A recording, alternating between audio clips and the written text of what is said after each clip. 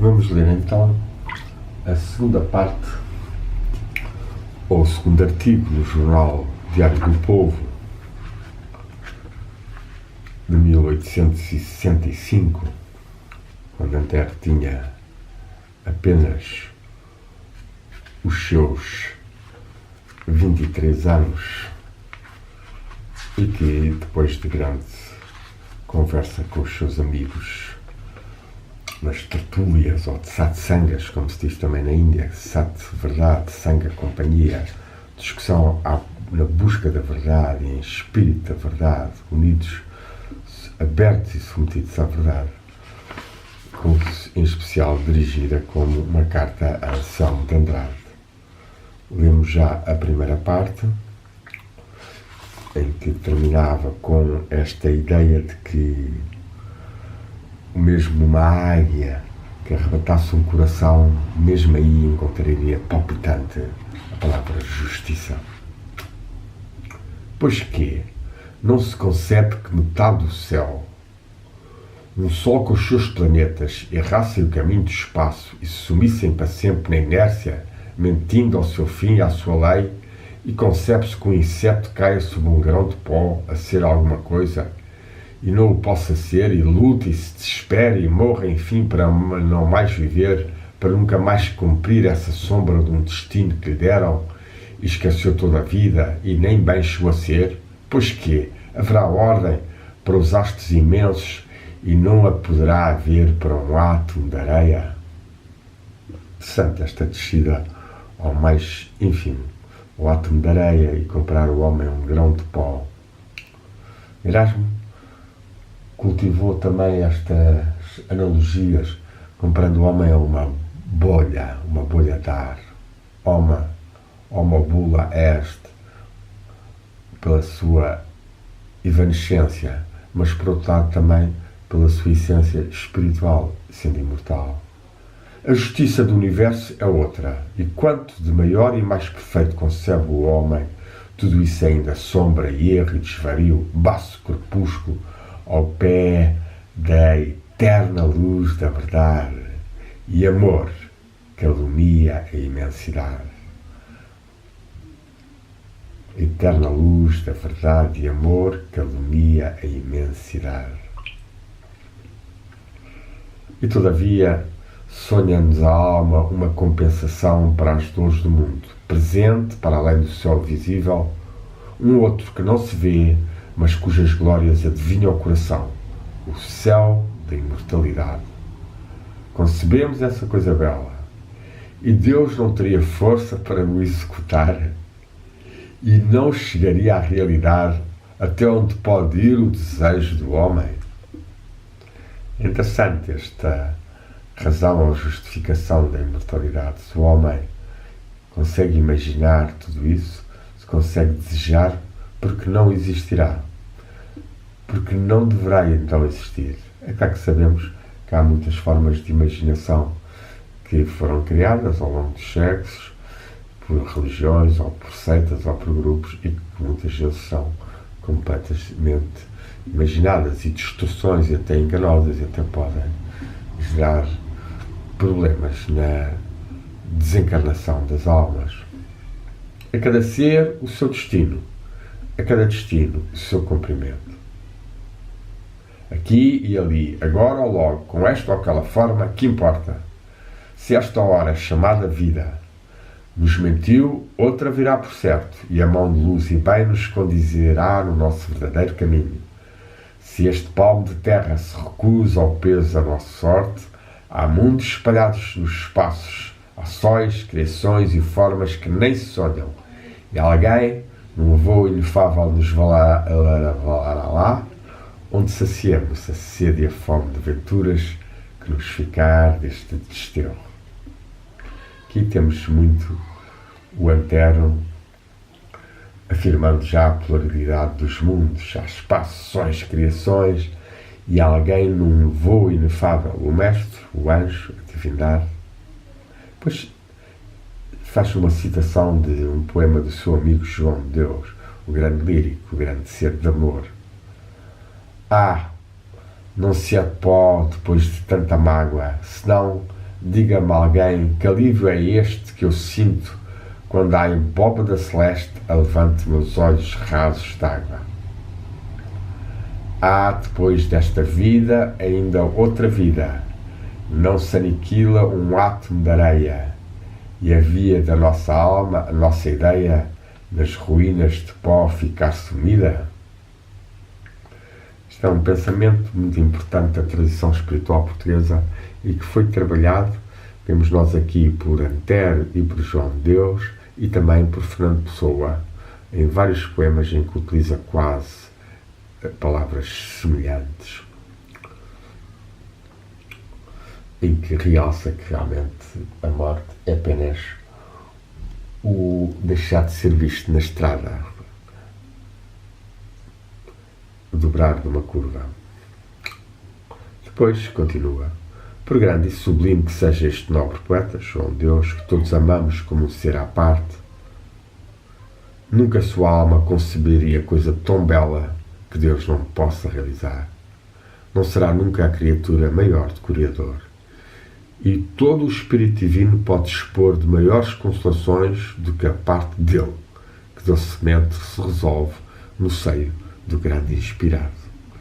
Aqui temos o Antero, jovem, bastante humilde, fazendo bem a distinção entre a criatura e o Criador, e o grande inspirado é apenas uma parte e só tem acesso a uma parte das imensas constelações ou luzes ou captações da imensidade infinita que a divindade tem. Sei que não será talvez argumentar isto, mas comovem-me estas coisas, abalam como nenhuma demonstração fria de não sei quais leis nebulosas, com que uma filosofia cruel nos quer envolver a vida numa cerração de desalento e treva que sufoca o coração. Aqui Antero afirmando bem forte o seu coração de amor, de justiça, de imortalidade, não ainda influenciado pelos pessimismos e negativismos, em parte de filosofias, de certa forma, agnósticas ou por vezes ateias, e que marcaram uma parte da sua geração e que levaram alguns a certos namoros exagerados do não ser, da morte, do nada, do vazio e até do mal. É o ai de um triste irão, o sonho vago e doentio que sai de uma alma magoada pelas dores. Pode isso provar, que pode provar uma lágrima, e com que direito? Perguntarei também a um dos frios argumentadores da ciência da terra, desprezar essa viva e ardente voz de justiça que serve para o céu e a voz das desgraças do mundo. Ardente e viva, que mais lhe faltará para ser a verdade? Falta-lhe talvez aquele austero compasso, aquela monotonia do espírito chamado lógica, onde a filosofia mete o ritmo impassível de suas palavras fatídicas. Mas lógica é proporção, harmonia e ordem. E a voz dos desgraçados, só a pedir ordem e harmonia, se levanta para o céu. É lógica também, mas de uma lógica santa, sentida e quente, como o seio das mães, como o coração dos amantes. Não é o método da ciência, é o método da vida. E a ciência, se o desprezar, será científica, muito embora, mas não será viva nem humana. Isso nós vemos como esta ciência se adaptando e servindo tantos aspectos, não só cruéis, mas até ilógicos, e criando tanta fonte de destruição, ou mesmo ao nível da ciência aplicada teoricamente à cura, ainda assim é tão manipulada para não ser revelada ou para se tornar cara, para impedir que as curas cheguem às pessoas. A ciência, é claro que neste aspecto é a ciência já aplicada, é a ciência já manipulada pelos interesses do sistema e dos monopólios e das grandes empresas, mas Antero aqui de qualquer forma levanta a sua voz em defesa do coração. O coração transmite mais verdade, o coração dos amantes, o coração da mãe, o coração dos injustos, dos injustiçados, transmite mais a vibração da verdade e atrai mais as forças da verdade e, portanto, da eventual transmutação do que as meras declarações filosóficas ou de bons princípios e de boas intenções políticas que não são cumpridas. Que a filosofia nos sai de dentro do coração quente e luminosa, como uma extensão da nossa mesma alma em volta de nós, a nossa auréola, o nosso esplendor. Por cá do pensamento temer a comoção como uma vergonha. Nunca se comoverá tanto, nunca será tão doce e humano, que em doçura e amor ceda a alma imensa do universo. Todos os argumentos de todas as escolas do mundo, amontoados, a que altura chegariam. Mas o olhar de uma mulher sobe e leva-se no céu a tais distâncias que já não há matemática bastante para lhe medir a largura do voo. Este é um belo parágrafo de Antero e não podemos deixar de pensar no outro homem de coração ardente e flamejante e que escreveu também bastante inspirado pelo coração e comovido, que foi Leonardo de Coimbra, um dos grandes mestres, que exatamente foi também um amigo, um amante de Antero, escrevendo mesmo uma análise à obra filosófica mais importante de Antero, as tendências gerais da segunda metade do século XIX, um livrinho mimoso, no sentido pequeno e bem encadernado, numa cartonagem colorida e florida, mostrando esse aspecto de amor. Que a filosofia, ou seja, com o amor da verdade, da sabedoria, o amor à amizade, nos sai de dentro do coração, quente e luminosa, como uma extensão da alma mesma, da nossa mesma alma, em volta de nós, a nossa auréola, o nosso esplendor. Este é um parágrafo importantíssimo na obra de Antero, e neste texto é evidente que João Serrão, apesar de todo o seu saber filosófico, passou à distância completa destes aspectos porque não tinha uma prática espiritual, não tinha despertado os seus sentidos espirituais, não era um gnóstico como 90% dos comentadores de Antero ou mesmo de Fernando Pessoa não são, porque não têm esta capacidade de sentirem, ou de reconhecerem, ou de admitirem, ou de realizarem aqui a nossa auréola, o nosso esplendor. Quero estar aqui a falar do corpo espiritual, tá? Antero era um ser, era um mestre em potência, uma alma espiritual, e foi durante bastante tempo, e de certa forma, apesar de todas as suas dificuldades de vida e de suicídio, ainda assim, para Portugal foi um dos grandes mestres da tradição espiritual portuguesa. E Antero aqui apela-nos a falarmos a partir da alma toda, da nossa aura, do nosso esplendor, do nosso corpo de glória.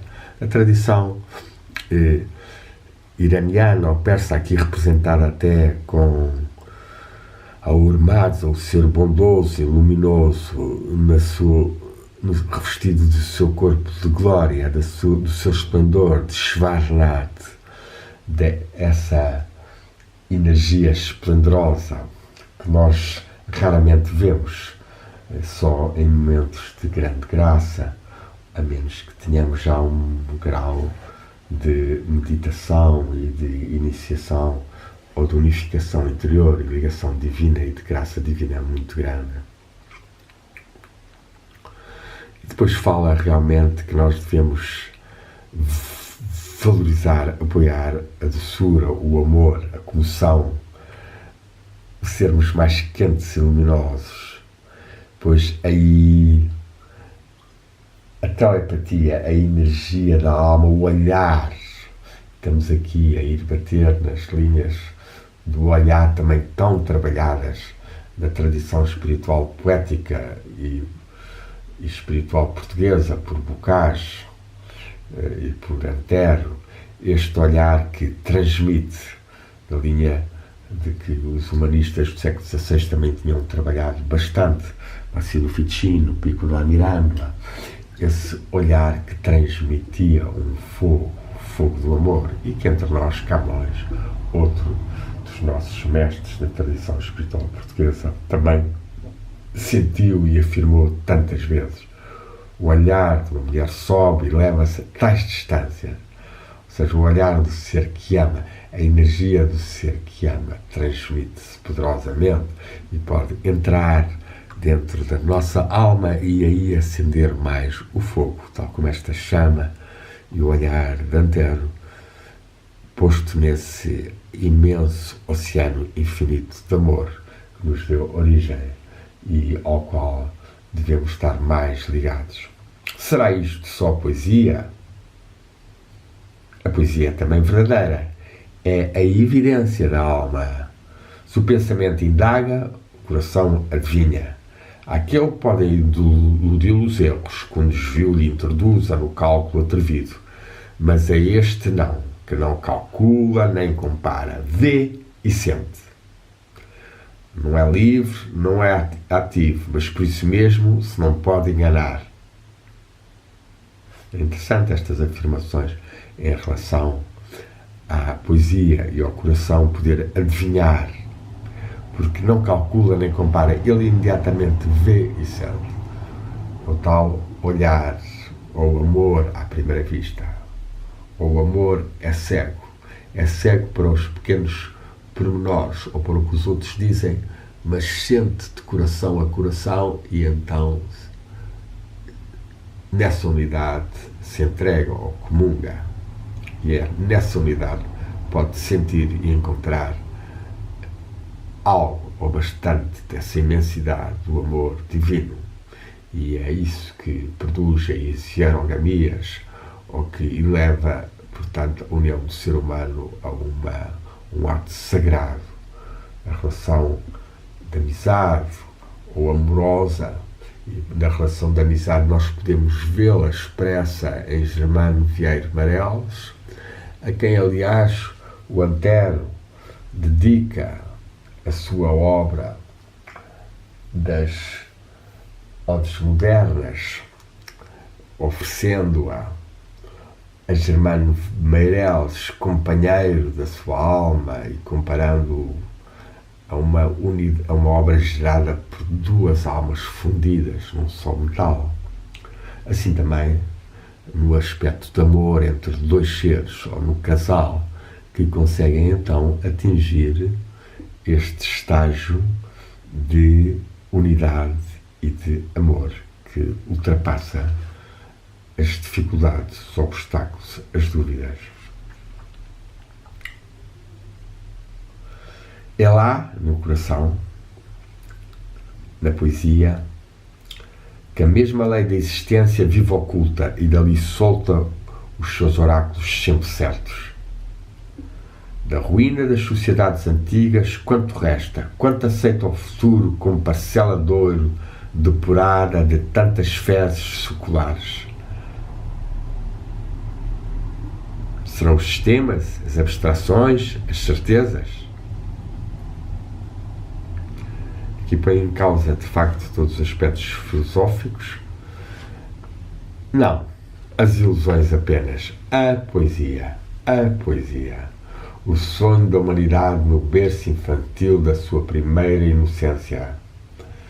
A fada que lhe embalou os sonhos de criança, a sibila reveladora das palavras misteriosas, cujas glosas foram as primeiras crenças, as primeiras religiões, as primeiras sociedades. Esta parte aqui também é importantíssima, onde Antero vai, certamente que fruto também das suas leituras de Michelet, Quinet e da Bíblia da Humanidade, que aliás foi o artigo primeiro, de certa forma, o primeiro ensaio filosófico ou crítico que Antero faz, vem muito estes aspectos, entre os quais aqui mais realçar até a origem das primeiras religiões, as primeiras sociedades, as primeiras crenças provieram das sibilas reveladoras das palavras misteriosas, cujas glosas, as sibilas, um dos grandes mistérios, pouco trabalhado, pouco estudado, ainda que eu cultive já há alguns anos, seja como pessoas, e convivi com algumas almas luminosas que, em certos aspectos, eram sibilas, uma das quais chamei mesmo assim em uma outra conferência, Dalila Pereira da Costa.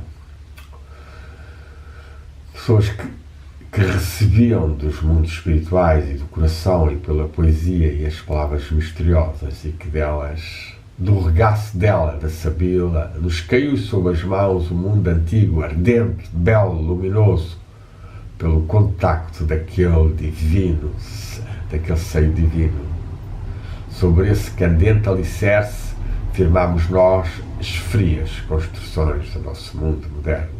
Ter aqui é verdadeiramente um poeta também, é quase como um vidente, e aqui há que congraçar a tradição védica também dos rishis, dos poetas videntes, que era isso que significava. Os autores dos primeiros poemas eram yogis, eram seres que nas suas meditações viam e recebiam e narraram esses em vozes que se conservaram inalteráveis pela Shruti, uma expressão que era transmitida sem ser por palavra, sem ser por palavra escrita, mas apenas palavra oral e conservada no coração, o saber de cor. E aqui Antero realça essa origem luminosa da sociedade e da poesia na Sibila, nos profetas videntes, nos místicos e poetas, nos inspirados. O chão sobre que assenta a certeza de hoje formou-se pelos aluviões sucessivos da intuição antiga. O que é ciência foi já poesia, o sábio foi já cantor, o legislador poeta, a evidência uma adivinhação, um admirável palpite cujas profundas conclusões são ainda o espanto e porventura o desespero das mais rigorosas filosofias, que até está-se a referir a todas as intuições de tradição espiritual e mística ao longo dos séculos sobre a divindade, sobre Deus, sobre o amor, sobre a telepatia, e com uma ciência moderna arvorada em nova religião tenta ainda obstaculizar ou diminuir. E se nadamos hoje em plena da luz da razão, foi entretanto a poesia, foi essa doce mão que nos guiou por entre o pálido crepúsculo dos velhos sonhos. Velhos? Não, sonhos eternos. E é interessante vermos o que é que até nos vai falar aqui nesta dimensão do sonho e das ideias primordiais e arquétipicas e de todo o campo poético e intuitivo. Vestido de gaze multicolor da primeira infância, não te lançaremos no monturo só porque nos crescemos e nos cresce e nos cobre agora aos membros a túnica viril da idade madura. Porque és belo, porque és inocente, porque a doce alma da criança passou para o tecido e fez ainda mais puro, e por isso serás conservado como talismã, como coisa santa e imaculada, de vestido feito de relíquia. Sonharemos sempre que o sonho consola, dá fé e virtude. Esta parte é muito bela. Antero não foi aqui entrar diretamente na textura e nas formas e na substância dos sonhos, mas foi mais para a afirmação de que o sonho ou a intuição ou as primeiras captações dos mundos espirituais e da verdade podem ser conservadas em nós como talismãs, como coisas santa e imaculada, de vestido feito de relíquia. É aqui também um parágrafo de grande genialidade e de grande beleza. Luminoso e belo deixará também de ser verdadeiro só por não ser rigorosamente lógico? Há muitas lógicas. O sentimento tem a sua, diversa, só, mas nem por isso menos segura. É assim que a inteligência de hoje tem confirmado todas as intuições da antiga poesia. A religião, o direito, a liberdade, o amor, tudo isso nos legou o velho mundo poético. Não o descobrimos nós. Aquilatamos novamente o valor desse ouro, dessas pedras finas pelos nossos processos. E o valor não se achou minguado, cresceu, talvez. A nobre confiança que a antiguidade depositara no sentimento não a iludiu, não lhe mentiu. O coração se guardou ao ser humano no doce crepúsculo das eras instintivas, pode hoje dizer-se, repetir-se bem alto, à grande luz desse céu de clareza e de razão. É a verdade. Assim terminava o segundo artigo, publicado no Diário do Povo Portuense de abril de 1865, começou no número 48, e que Antero juntou em 13 artigos esta sua valorização do sentimento de imortalidade que nós temos e que devemos cultivar e aprofundar. E assumiu como verdadeiro no céu da luz e da razão mais desenvolvido e que nos rodeia. Nós devemos cultivar essa interioridade, essa relíquia que nos vem e que nos pode afirmar: eu sou um espírito imortal, eu sou um espírito luminoso, cheio de amor e destinado à aventura. Podemos utilizar este tipo de relíquias, vestidos, mantras, para trabalharem o tal nosso corpo esplendoroso, de luz. E isso é o caminho da iniciação, é o caminho de morrer para a nossa mente racional e dispersiva e preocupada e afirmarmos o Logos, o amor que passa pelo cimento e passa pelo sentimento e que é também razão e verdade e sabedoria e amor e que nos pode religar com o Espírito Divino e abrir os nossos sentidos espirituais a tais níveis do ser. Demos graças por mais esta segunda parte, o segundo artigo deste valioso texto de Antero, o sentimento da imortalidade, com 23 anos. Que desafio à nossa juventude, que muitas vezes se deixa envolver apenas em coisas muito mais superficiais ou apenas tecnológicas. Que esta abertura ao coração, à poesia, ao amor, à participação viva no todo, seja mais assumida por todos nós. Demos graças.